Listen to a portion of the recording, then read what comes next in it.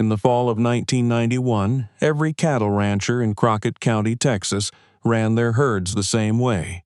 This was not a philosophy. It was physics. You put cows on land, the cows ate the grass, you moved them off when the grass got low, and you waited for it to come back. If it came back thin, you put out hay. If it came back thinner than that, you applied nitrogen and prayed for rain. Nobody asked whether there was a different way to manage the land, because the land was doing what land in West Texas had always done, which was survive, barely, and that was considered good enough. The Brecker Ranch sat on 800 acres east of the Pecos River in a part of Texas that the state highway maps labeled as rangeland, and that everyone who lived there just called hard country. Leonard Brecker had bought the original 600 acres in 1959 with money he had saved working pipeline construction in Odessa, and he had added to it in pieces through the 1960s and 70s until it was a real operation. Not a wealthy operation.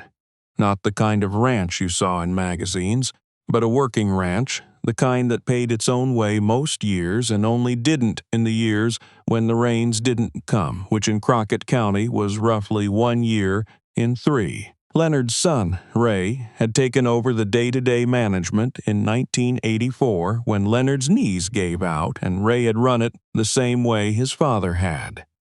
Stocking rates from the county extension office, Bermuda grass, where it would grow, prickly pear control with a spray rig every other spring, supplemental hay through the winter. Ray was 48 years old, and he had been ranching this ground since he was 12, and he knew it the way you know a difficult relative.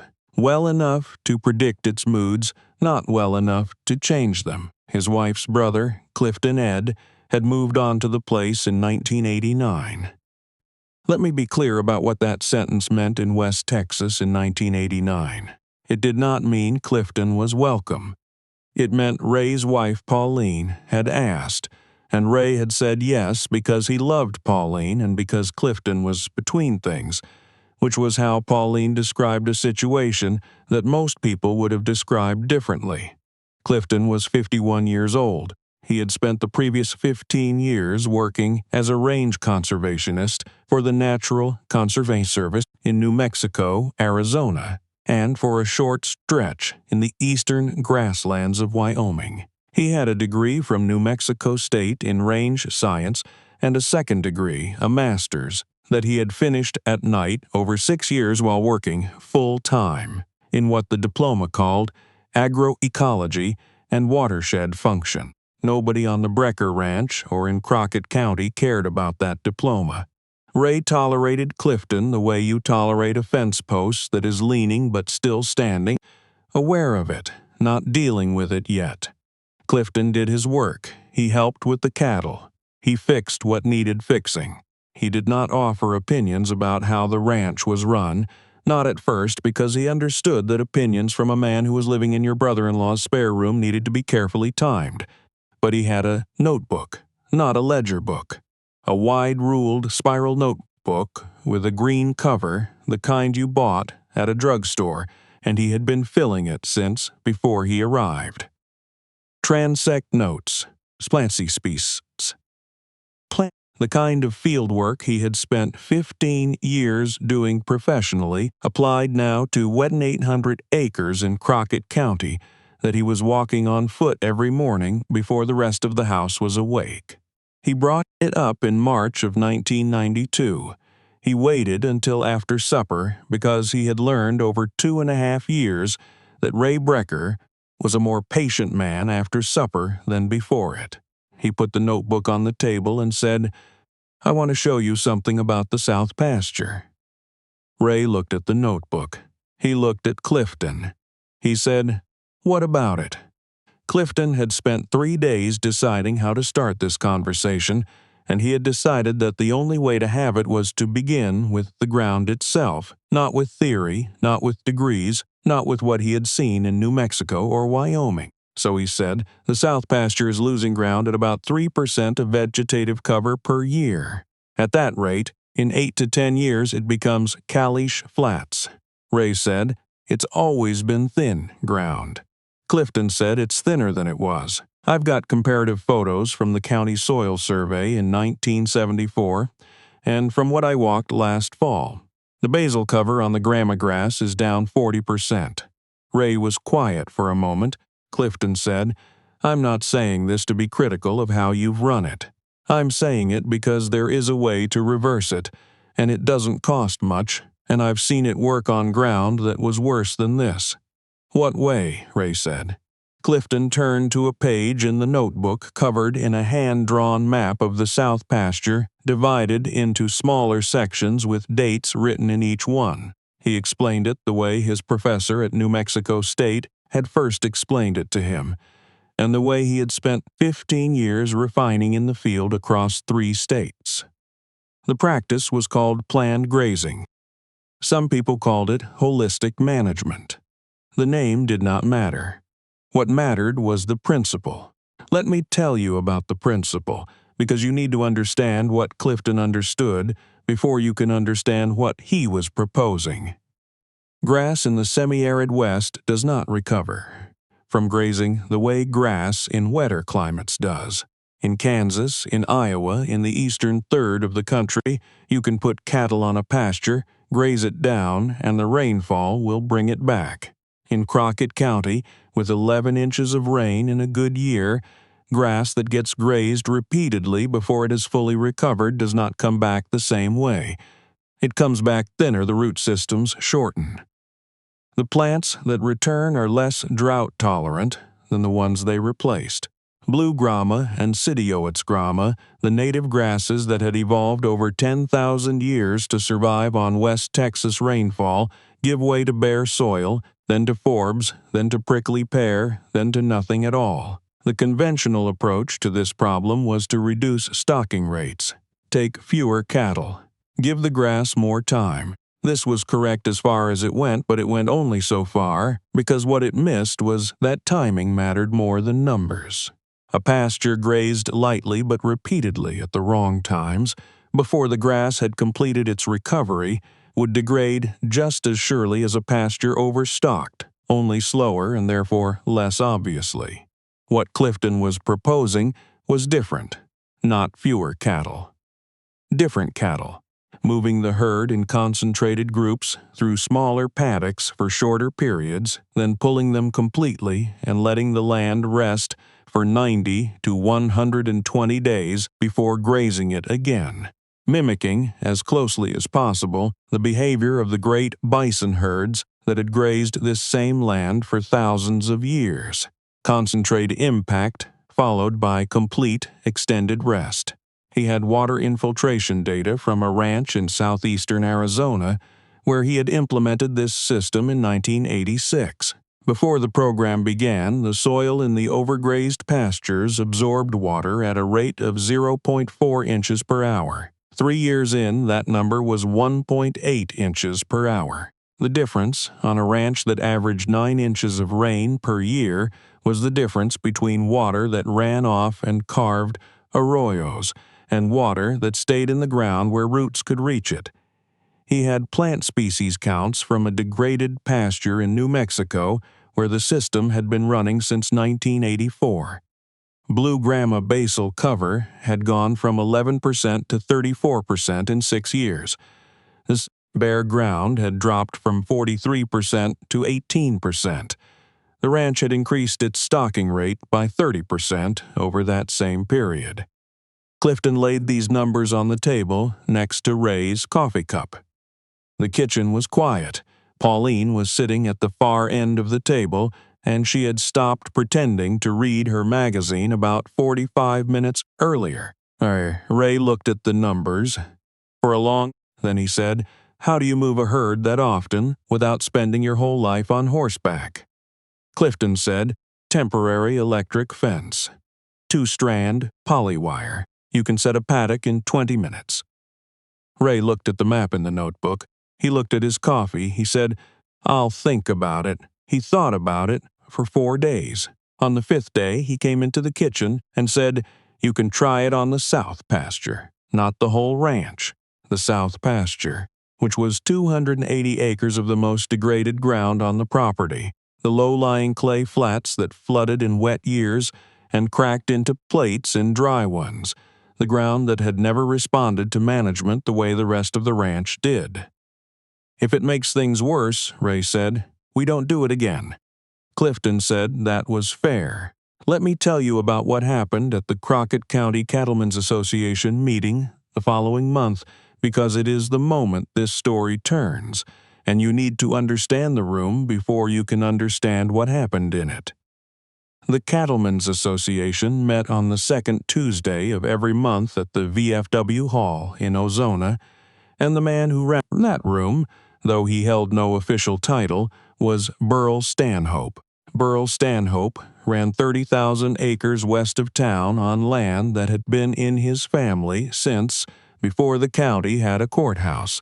He had been ranching Crockett County his entire life and his father before him, and he had the weathered certainty of a man who has never been wrong about anything in a place long enough to forget the times he was.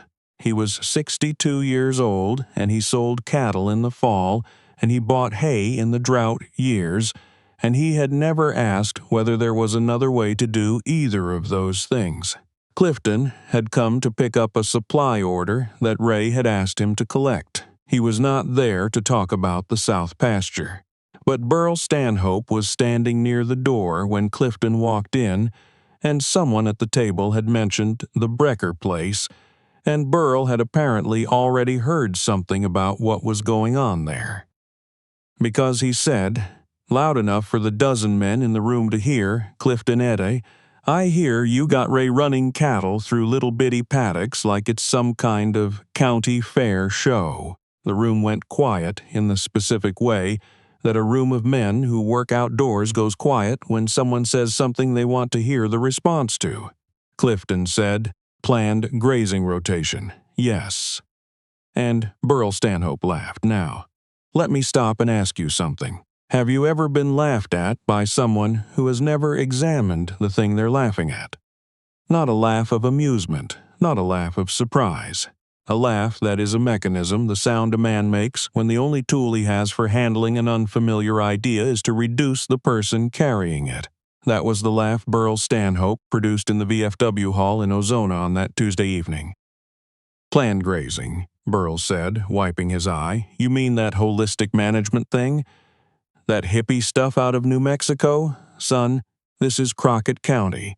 We run cattle on grass. We don't run them through an obstacle course." He looked at the room, and a few of the men smiled.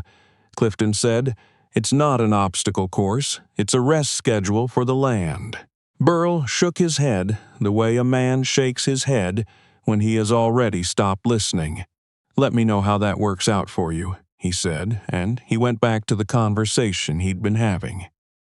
Clifton collected the supply order and drove back to the Brecker place. He did not say anything else in that room. He had learned, over 15 years of range work, that the land would make the argument better than he could. He put in the temporary fencing the following week. 11 paddocks across the 280 acres of the south pasture, laid out according to the map in the green notebook, sized to match the recovery rate of the vegetation in each zone. He moved the 63 head that Ray allocated to the trial through the paddocks on a rotation that he adjusted every 2 weeks based on what the grass was doing. Not a formula, a practice. He walked every paddock every morning and wrote down what he saw. The cattle were not happy about it at first. Cattle are creatures of territory, and they do not enjoy being shifted. But they adapted within 10 days, which Clifton had expected, and the grass in the rested paddocks began to show recovery within 6 weeks, which was faster than even he had hoped for. The basil cover on the grama grass in paddock 7, the worst of the 11, had been 8% when Clifton measured it in March. By August, after one full rest cycle, it was 14%. It was not dramatic. You could not see it standing on the fence line, but Clifton was measuring it, and the direction was right. Ray drove the fence line on horseback one afternoon in September and looked at the paddocks without saying anything for a long time. The fall came and went. The cattle were pulled off the south pasture in October for their standard supplemental hay period. Clifton began his winter transect work, walking every paddock with a measuring frame and counting plants, and the numbers he recorded in the green notebook that winter were the first numbers on the Brecker Ranch that had moved in a direction that was not downward in as long as anyone could remember. Let me tell you about the spring and summer of 1993, because that is when everything changed. The winter of 1992 to 1993 was drier than average across the Trans-Pecos, which in a region where average was already insufficient meant that by March the stock tanks were low and the grass was coming in slow, and several ranchers in the county were already talking about emergency hay purchases. By May, the situation was clear. It was not a drought yet in the technical sense, but it was the kind of spring that told anyone paying attention what the summer was going to look like. Burl Stanhope had been in dry years before. He had 62 years of them to draw on. He cut his stocking rate in early June, which was the standard response, and he put his remaining cattle on the home pastures that had the best grass, which was also the standard response, and he waited for it to rain. The rain did not come. By July, the county extension agent was making calls. Ranchers across Crockett County were selling cattle at emergency prices to reduce their feed costs, which meant the market was flooded with animals and the prices were dropping even as the need to sell was rising, which is the specific cruelty of a drought livestock market. Burl Stanhope sold 300 head in July. He would not talk about what he got for them. The Brecker South pasture was doing something different. Let me be precise about what I mean by that, because this is not a story about magic, and the 1993 drought was not a good year for anyone in Crockett County. What happened on the South pasture was not a miracle. It was arithmetic. The planned grazing rotation had given each paddock 90 to 100 days of complete rest between grazing events over the previous 18 months. That rest had allowed the root systems of the native grasses to extend downward. Blue grama roots in a healthy stand can reach 18 inches below the soil surface, compared to 4 to 6 inches in a continuously grazed stand. Deeper roots meant access to subsoil moisture that the shallow-rooted, continuously grazed pastures around it could not reach. The water infiltration rate that Clifton had measured in March of 1992 on the south pastures was 0.6 inches per hour. He measured it again in April of 1993, and it was 1.1 inches per hour, nearly double, which meant that the 3 measurable rain events Crockett County had received in the first half of 1993, each between a quarter inch and half an inch, had stayed in the ground on the south pasture instead of running off into the draws. The grass on the south pasture in July of 1993 in a drought year was visibly better than the grass on the surrounding range, not lush, not unaffected, but standing. Green in the lower paddocks where the clay soil held moisture, holding color 2 weeks longer than the native range on either side of the fence line. Clifton kept his 63 head on the south pasture rotation and into August. He lost no cattle. He bought no emergency hay. He made one supplemental protein purchase in late July, which he would have made in a normal year anyway. Burl Stanhope's range hands drove past that fence line every time they moved between his western sections and the county road. They saw what was on the other side of it. They did not say anything to Burl about it immediately, because nobody volunteered bad news to Burl Stanhope, but eventually they did. The way information always finds its way to the person who needs it, through the side door rather than the front. Burl drove out to the Brecker place in September. Ray was in the machine shed when he pulled up, and Clifton was in the south pasture checking a water line to one of the portable tanks. Burl walked out to find him. He stood on the fence line for a moment looking at the grass in the nearest paddock, and then he said, "Clifton Edde, you got a few minutes." Clifton said, "Sure, Burl." Burl looked at the grass some more. He had the expression of a man working through a disagreement with himself in real time. "I'm going to need to sell another 150 head in October if I don't get rain," he said, "and I might not get a decent price for them." Clifton waited. Burl said, "I need you to explain to me what you did here." Clifton pulled the green notebook from his back pocket and opened it to the paddock map. He explained the rotation schedule. He explained the rest periods. He explained the water infiltration numbers and what they meant in a year like this one. He explained the root depth research he had cited in the notebook from a long-term grazing study out of the Jornada Experimental Range in New Mexico. He did not say, "I told you so." He did not mention the VFW haul. He just explained what he had done and why it worked. Burl listened. He was a man who had been right about Crockett County for 62 years, and being right for that long makes it difficult to hear new information. But he was also a man who had just watched 300 head leave his property for less money than they were worth 6 months ago, and that experience has a way of improving a person's listening. He said, "If I wanted to try this on my river pastures, the low ground along the West Fork, what would I need?" Clifton said, "Temporary electric fence, polywire on step-in posts, and someone to walk the paddocks every morning and record what they see." Burl said, "You mean like a notebook?" "Like a notebook," Clifton said. Burl stood there another moment. Then he said, "I was rude to you in the VFW hall." Clifton said, "I know. I didn't know what I was talking about." "Nobody in that room did," Clifton said. "That wasn't your fault, just what everyone believed." Burl looked at the paddock again.